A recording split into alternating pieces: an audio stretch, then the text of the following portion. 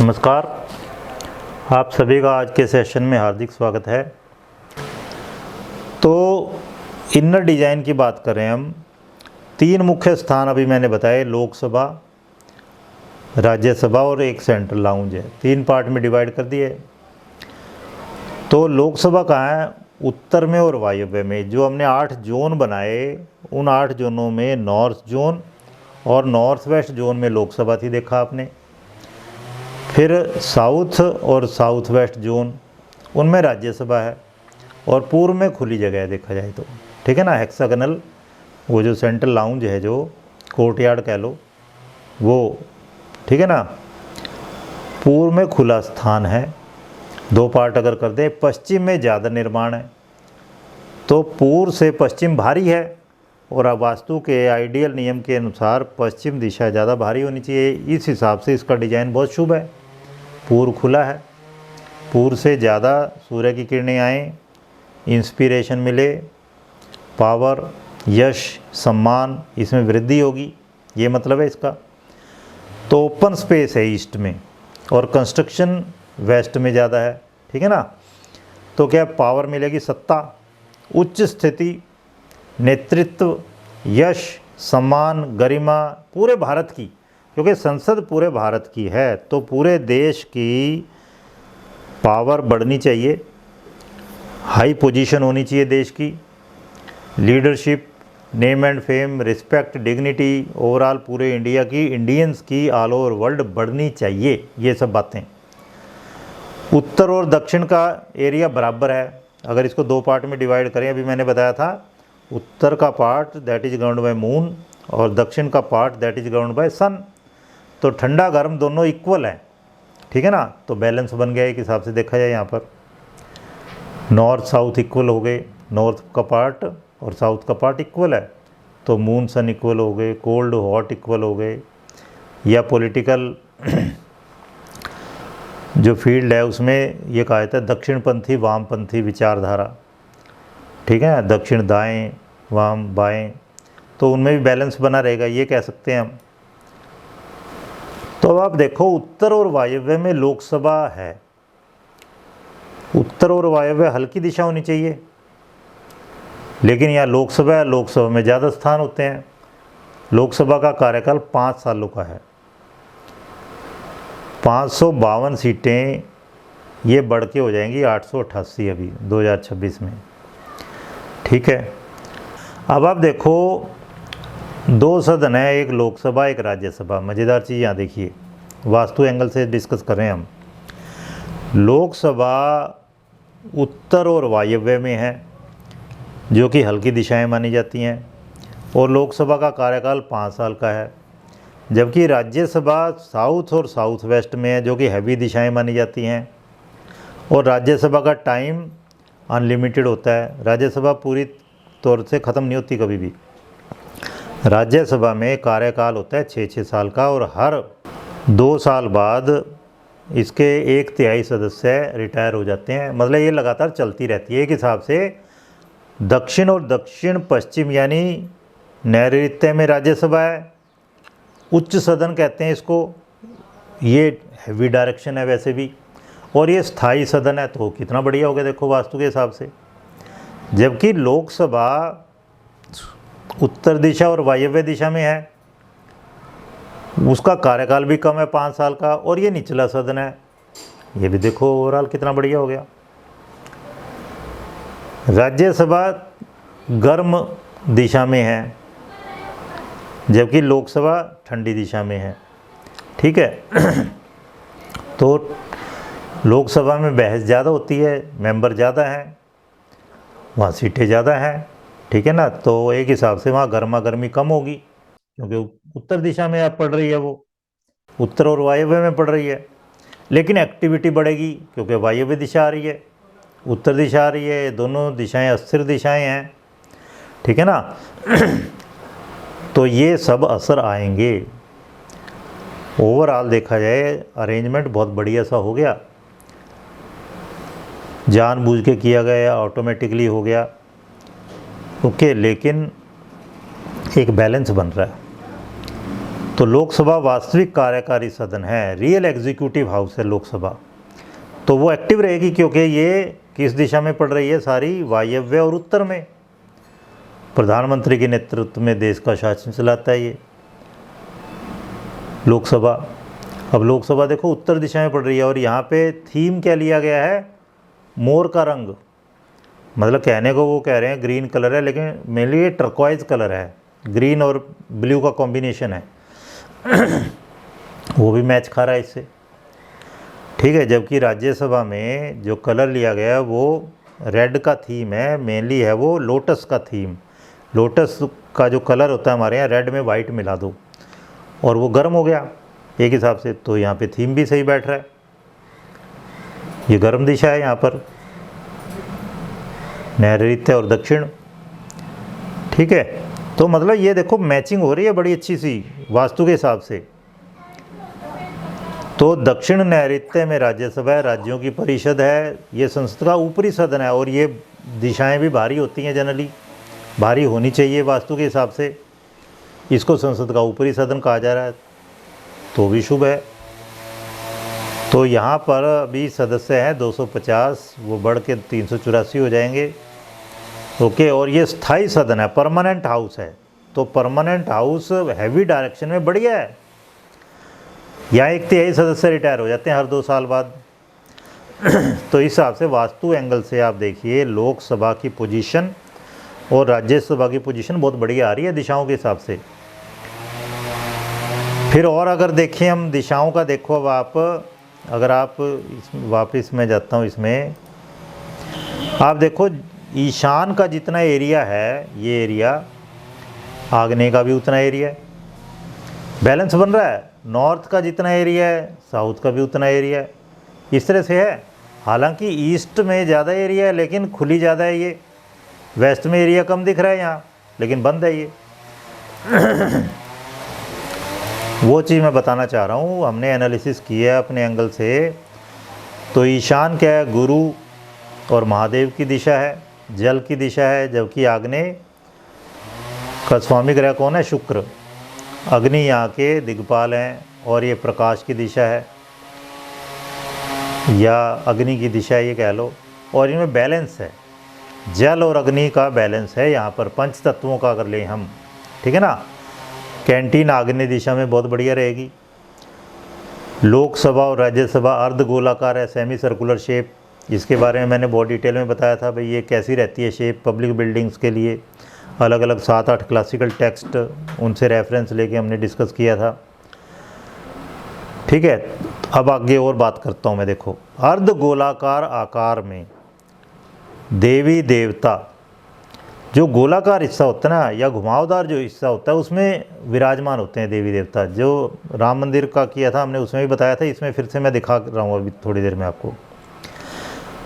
चलो पहले ये दिखा देते हैं आपको। ये देखो अब जो राम लला यहाँ विराजमान होंगे, ये अर्ध गोलाकार आकार है, ये अर्ध गोलाकार आकार है, इसमें इधर राम लला विराजमान होंगे, पीछे मतलब कर्व्ड शेप होगी उनकी, ठीक है। तो लोकसभा और राज्यसभा अर्ध गोलाकार आकार की हैं, सेमी सर्कुलर शेप की। अर्ध गोलाकार आकार में देवी या देवता जो घुमावदार भाग होता है उसमें विराजमान होते हैं। ए होल का दुर्गा मंदिर है, उसमें दुर्गा की मूर्ति वो कर्व्ड शेप है जो वहाँ पर विराजमान है। इस तरह राम मंदिर अयोध्या, ये मैंने अभी दिखाया आपको। लेकिन अब प्रजातंत्र में जो जनप्रतिनिधि हैं, जो एमपीज हैं, वही देवता हैं, जनप्रतिनिधि ही देवता हैं, उनको हमने चुना, वही देवी देवता हमारे।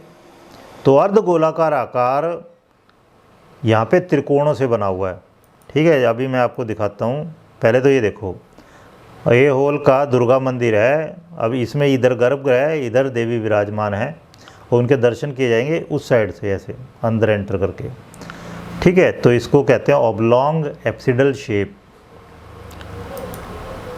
ये देखो यहाँ पर देवी विराजमान है, इधर से आप इधर से एंटर करेंगे या इधर से, और फिर अंदर इस तरह जाएंगे, और यहाँ सामने देवी विराजमान है। तो ये हो गया गर्भगृह, ठीक है ना। पीछे क्या है, एप्सिडल शेप है ये। तो इस तरह से। लेकिन अब संसद में क्या है, ये लोकसभा है, संसद को देखो आप, ये यहाँ पे तो सभापति बैठे होंगे यहाँ पर, और ये जो गोलाकार आकार है इसमें इधर की तरफ कौन होंगे, सारे विराजमान एमपीज़, इधर एमपीज़ होंगे। तो प्रजातंत्र में मेनली देवी देवता कौन है, जो वहाँ पे एमपीज़ हैं। और पूरे के पूरे को आप देखो ये ट्रायंगुलर फॉर्म में डिवाइड कर दिया है, ट्रायंगुलर फॉर्म हो गई, ठीक है। ये मतलब गलियारा हो गया किस्म से, पैसेज, ठीक है। तो पूरी सीटिंग अरेंजमेंट इस तरह से ट्रायंगुलर शेप में कर रखी है। जिस तरह मोर नाचता है ना तो उसके पंख फैल जाते हैं पीछे, तो इस तरह ये फैलते जा रहे हैं ऐसे, इस तरह से, ठीक।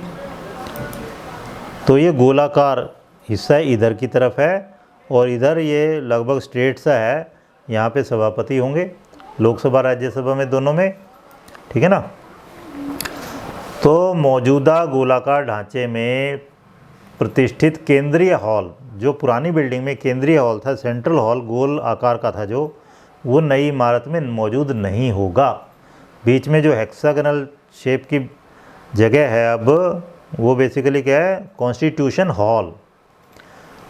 तो सांसदों के लिए एक षटकोणीय सेंट्रल लाउंज, अभी दिखाया था मैंने आपको, सेंट्रल लाउंज होगा हेक्सागोनल, ऊपर से खुला है, ये केंद्रीय आंगन है, ये डिजाइन किया गया है ताकि दोनों सदनों के सदस्य इस खुले ब्रह्मस्थान वाली जगह की खुली हवादार जगह में बैठ के बातचीत कर सकें। तो अब ये ब्रह्मस्थान हो गया एक हिसाब से, 3 पार्ट हैं, अगर 3 पार्ट में ईस्टर्न पार्ट का ये ब्रह्मस्थान है। इसके खुले होने से क्या होगा, ईस्ट खुल गया पूरी संसद भवन का, ऐसे भी है। तो वहाँ वो बातचीत कर सकते हैं आराम से, गर्मा गर्म चाय की चुस्कियाँ लेते हुए। इसके साथ सटा एक कैफ़े भी होगा, और कैफ़े ये साउथ ईस्ट में है तो बहुत बढ़िया है, ठीक है। नई इमारत में भारत की लोकतांत्रिक विरासत को प्रदर्शित करने के लिए एक भव्य संविधान हॉल है, जिसके कोने काटने से ये हेक्सागोनल हो जाता है। उसके साथ में पुस्तकालय है, ये भी हेक्सागोनल शेप है। कई समिति कक्ष हैं, खान पान की जगह वगैरह वगैरह ये सब है, ठीक है। अब आइए इसमें पूरे में शेप्स की बात करते हैं। पूरे में देखो भारी परकोटा हमने लिया था, उसमें ट्रायंगुलर शेप के कोने काटने से क्या हो गया, वैसे तो त्रिकोणीय आकार है ये, लेकिन कोने काटने से वो हो गया हेक्सागोनल। तो बाहरी परकोटा, फिर संविधान हॉल है अंदर, जो लाइब्रेरी है, और सेंट्रल लाउंज या आंगन है। इस सब में षटकोणीय आकार है, हेक्सागोनल शेप इन सब में यूज़ हुई है।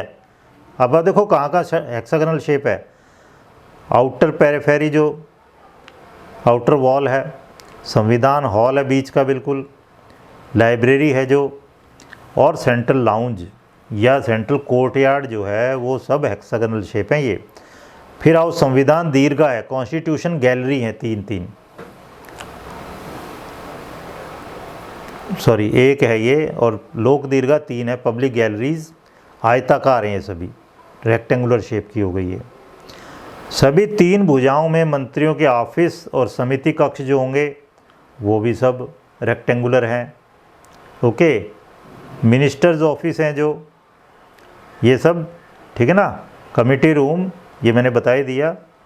फिर 2 कटे कोनों में वीआईपी लाउंज है, और एक पब्लिक लाउंज, जो सेरेमोनियल एंट्री गेट्स कहे गए हैं तीनों वे। तो वो सब आप देखो आयताकार या वर्गाकार हैं उनका आकार। तो कितने सारे शेप हो गए, और सेमी सर्कुलर शेप की लोकसभा और राज्यसभा। मतलब अब आप देखो इसमें ट्रायंगुलर शेप का प्लॉट, उससे पहले दोनों प्लॉट मिला दें तो डायमंड शेप, इनमें फिर हेक्सागन शेप की बिल्डिंग, और फिर सेमी सर्कुलर शेप के लोकसभा और राज्यसभा, ठीक है। और हेक्सागोनल शेप के ये 4 और कितने सारे शेप यूज़ किए गए इसमें। अब आइए मैं मतम के 29वें अध्याय में वास्तुशास्त्र क्या कहते हैं इस बारे में। मैं मतम के 29वें अध्याय में कहा गया, मध्य में आंगन होना चाहिए या 100 स्तंभों से युक्त आवृत ढका हुआ निर्माण होना चाहिए। मध्य में आंगन हो। अब देखो ईस्ट वाले पार्ट में तो आंगन बना ही दिया यहाँ कोर्टयार्ड, और फिर क्या है, बिल्कुल बीच में जो कॉन्स्टिट्यूशन हॉल है उसमें स्तंभ है, बहुत ऊंचे ऊंचे स्तंभ, खंबे, वहाँ पे ढका हुआ निर्माण है। और इस निर्माण के ऊपर छत पे बिल्कुल वहाँ 4 दहाड़ते हुए शेरों की मूर्ति स्थापित की गई है। ठीक है, तो जरूरी नहीं है वास्तु में जो बता रखा है बिल्कुल एज इट इज वो डिट्टो अप्लाई हो। अब यहाँ 100 स्तंभ कह दिए, 100 स्तंभ मतलब बताने के लिए कि 100 तक भी हो सकते हैं। मध्य में आंगन या दोनों चीज़ यहाँ पर यूज़ हुई है, क्योंकि 3 पार्ट कर दिए इसके, और फिर बीच में जो पार्ट बच गया वो कॉन्स्टिट्यूशन हॉल हो गया। तो एक आंगन भी दे दिया है, सेंट्रल कोर्टयार्ड, वो ईस्ट में है, और बिल्कुल बीच में कॉन्स्टिट्यूशन हॉल हो गया। फिर आगे क्या कहा है, राजा का प्रधान आवास पश्चिम दिशा में पूर्व मुख होना चाहिए। अब आप राष्ट्रपति अगर भवन देखो, राष्ट्रपति के नाम से सारा राजकाज होता है, और प्रजातंत्र में राष्ट्रपति ही राजा है एक हिसाब से देखा जाए। वैसे रियल में तो प्रधानमंत्री है, लेकिन अगर पहले आप देखो, अगर सबसे बड़ा निर्माण किसका है, राष्ट्रपति भवन का, तो राष्ट्रपति भवन में आप देखो, राष्ट्रपति भवन ऊंचाई पे है पहली बात तो, रायसीना हिल पे, और पूर्व उसका खुला हुआ है। ठीक है ना, तो राजा का प्रधान आवास पश्चिम दिशा में है, पूर्व मुख होना चाहिए, पूर्व मुख है राष्ट्रपति भवन का मामला लें तो। ठीक है, फिर और क्या कहा है, दक्षिण भाग में राजभवन होना चाहिए, पश्चिम भाग में अभिषेक गृह होना चाहिए। दक्षिण भाग में राजभवन हो। अब जो राष्ट्रपति भवन के दाएं बाएं बन रहे हैं, आपको पता है साउथ साइड में बनेगा पीएम हाउस, और नॉर्थ साइड में बनेगा वाइस प्रेसिडेंट हाउस। ठीक है, अगर हम इसके हिसाब से लें, लोकसभा ये पूरा संसद भवन के हिसाब से लें, ईस्ट और वेस्ट पार्ट के हिसाब से, तो ईस्ट पार्ट तो क्या है, खाली कोर्टयार्ड है। वेस्ट पार्ट में होएगा ज़्यादातर काम, लोकसभा और राज्यसभा दोनों वेस्ट पार्ट में हो गई, तो वहीं पे ओथ टेकिंग सेरेमनी होंगी। ठीक है ना, तो शपथ ग्रहण समारोह आज की डेट में वो सब वेस्टर्न पार्ट में होंगे देखा जाए। ठीक है, और मैंने बता दिया जो नया प्रोग्राम बनाया जा रहा है कि जी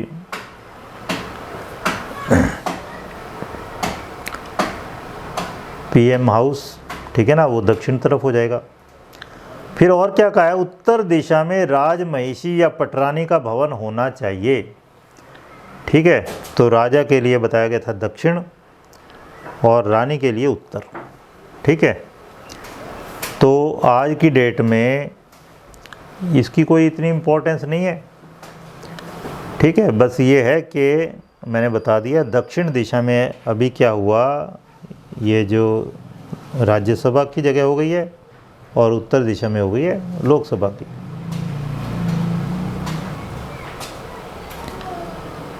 स्टेबिलिटी ज़्यादा किसकी है अभी भी, राज्यसभा, क्योंकि ये स्थायी सदन है। इसके 1/3 सदस्य हर 2 साल बाद रिटायर हो जाते हैं, 6-6 साल का टेन्योर है उनका, जबकि लोकसभा का 5 साल का टेन्योर है।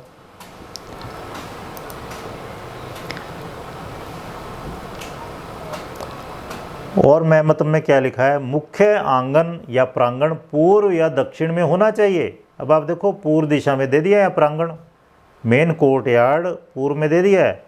और राम मंदिर के मामले में मैं बता रहा हूँ आपको, संडे में जो हमारी क्लास हो रही है कि उसमें पूर्व से एंट्री करेंगे और साउथ से एग्जिट होगा।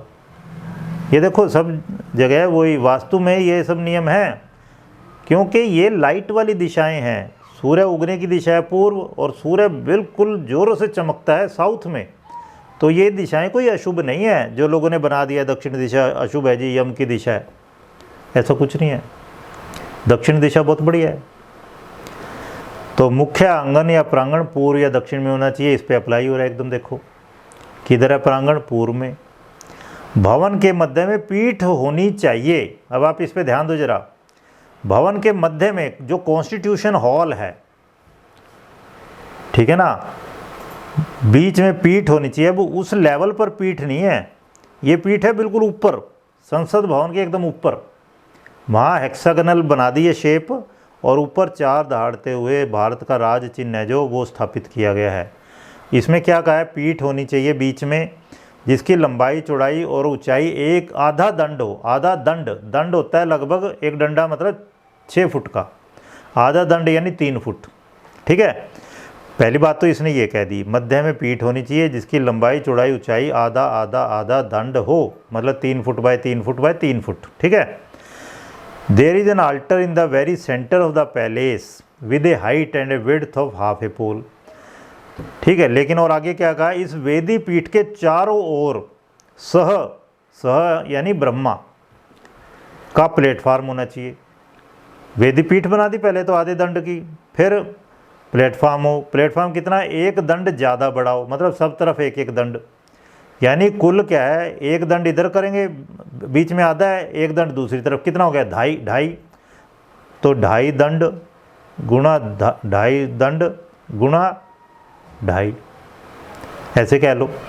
तो ये एक दंड होता है लगभग 6 फुट का, तो ये हो गया 2.5 कितना हुआ, 15 फुट, 15 फुट बाय 15 फुट की वेदी बना दो, ठीक है ना। फिर क्या कहा है, इस भवन में ब्रह्मा के प्लेटफार्म की जगह हमारे जो संसद भवन बना है उसमें प्लेटफार्म ब्रह्मा का नहीं स्थापित किया गया, क्योंकि देश किसी धर्म के हिसाब से नहीं चल रहा, अभी सेक्युलर है, धर्मनिरपेक्ष है, ठीक है। तो ब्रह्मा जी की जगह ना देके यहाँ पर राष्ट्रीय चिन्ह स्थापित किया गया है, यानी 4 शेरों की मूर्ति स्थापित की गई है। और एक सीक्वेंस मेंटेन करने के लिए यहाँ स्क्वायर प्लेटफॉर्म नहीं बनाया, क्योंकि बीच में जो जगह हेक्सागोनल बची थी वही हेक्सागोनल ऊपर बना दी, एकदम ऊपर, और वहाँ पर 4 शेरों की मूर्ति स्थापित कर दी गई है। देखो अब आप, मतलब मैं मतलब में जो कहा हुआ है, एक वेदी एक पीठ स्थापित करनी चाहिए, वही बस स्क्वायरिश ना होके हेक्सागोनल फॉर्म की बनाई गई है, क्योंकि वही सीक्वेंस जो पहले से चली आ रही थी, हेक्सागन शेप वही ले ली गई, संविधान हॉल के ऊपर स्थापित कर दी। ब्रह्मा की जगह अब 4 शेरों की मूर्ति स्थापित है यहाँ पर। लेकिन आप देखो कितनी खूबसूरती से बातें फिट हो रही हैं, बिल्कुल जो हमारे क्लासिकल टेक्स्ट में कहा गया वास्तु के, वो इसमें अप्लाई हो रहा है। बस ब्रह्मा की जगह राज चिन्ह स्थापित किया गया।